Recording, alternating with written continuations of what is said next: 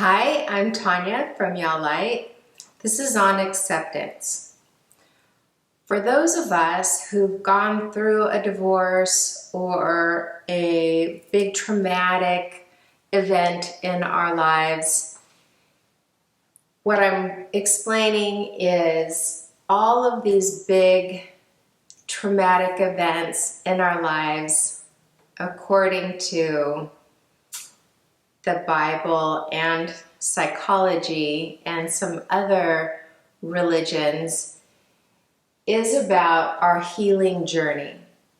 So when we look at acceptance, it's not just about accepting, oh, I'm going through a divorce, or I have cancer, or my spouse died, or some great big trauma in your life where you're experiencing pain, suffering, and loss of control.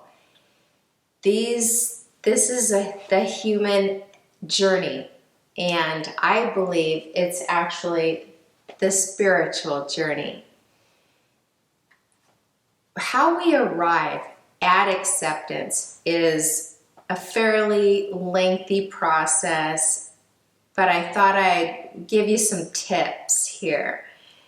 According to Jesus, he said, unless a grain of wheat dies, it remains a grain of wheat. And as you know, there's a lot of talk about needing to die before we die and be born again. The story of the Bible, one of the themes is to die and be born again. And the healing journey, we accept that whatever this thing that has catapulted us into this extreme suffering is the healing journey that we, as human beings, I think we all go through at some point.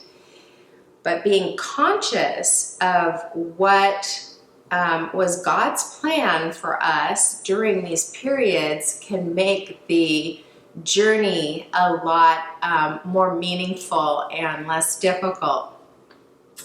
So, Jesus also said, he says to Peter, you must be sifted like wheat. And once you've recovered, then you can turn and help your companions. So I feel like I have gone through the being sifted like wheat, and I understand the process that God is trying, what he was trying to do with me, and what he was trying to accomplish.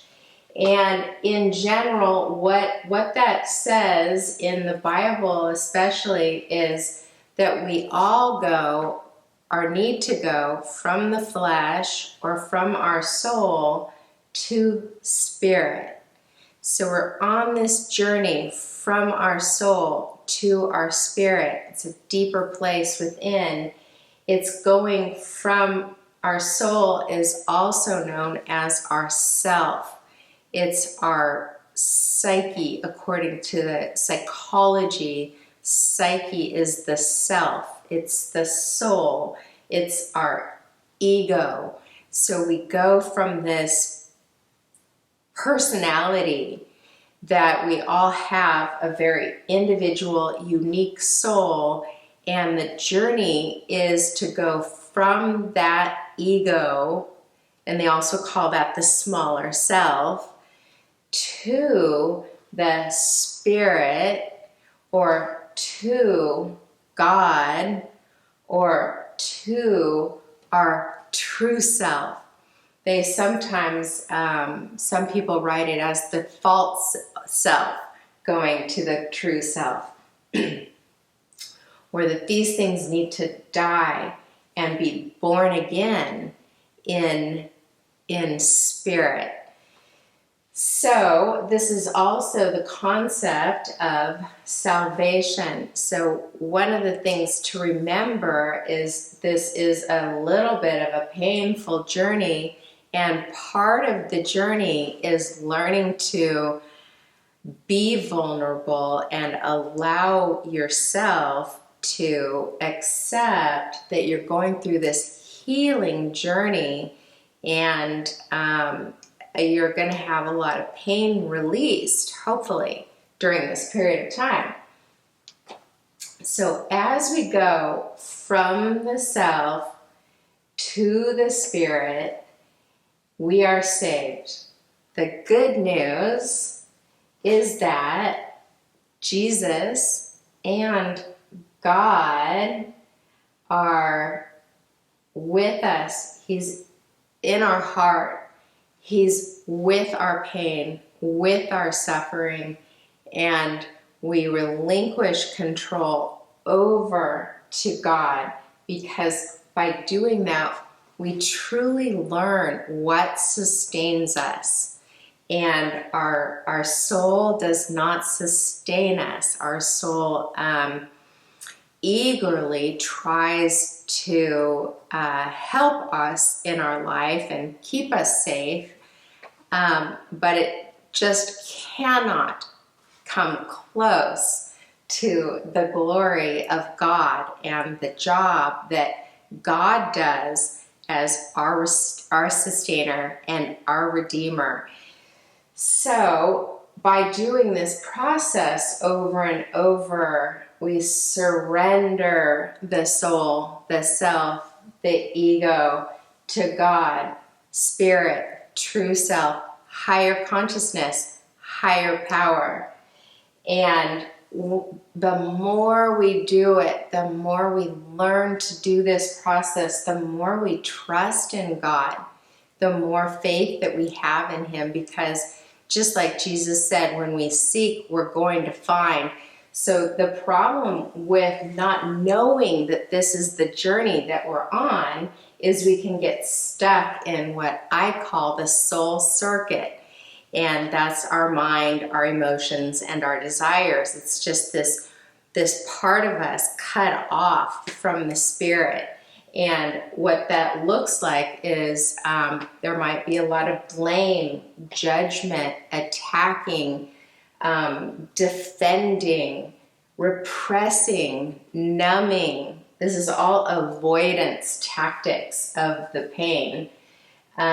Denying our part in things, justifying our behavior.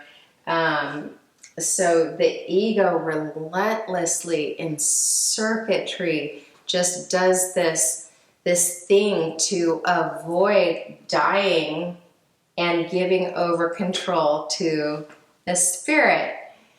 So our spirit, our human spirit, is found deep in our heart.